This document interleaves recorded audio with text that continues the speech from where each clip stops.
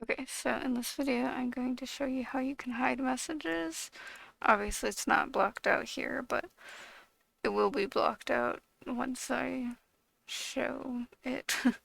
But yeah, I already did a video how to do the lines through text and stuff, so if you want to know how to do that, you can watch that other video. But yeah, I'm gonna show how you can hide text though.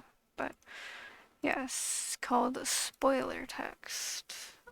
So one way to do it is if you get these tall lines and you want to put two of them, and then you can write whatever you want to write, and then put two more lines afterwards, and then hit enter, and then it's blocked out. You can't see it, and you have to click on it to see it.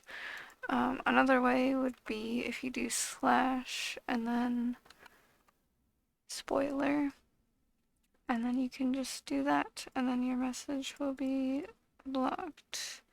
So yeah, you can just put like hi or something, and then it'll be blocked. So yeah, those are a couple ways to block out your message if you want to do spoiler or hidden or whatever. And yeah, I guess that's it though, so bye.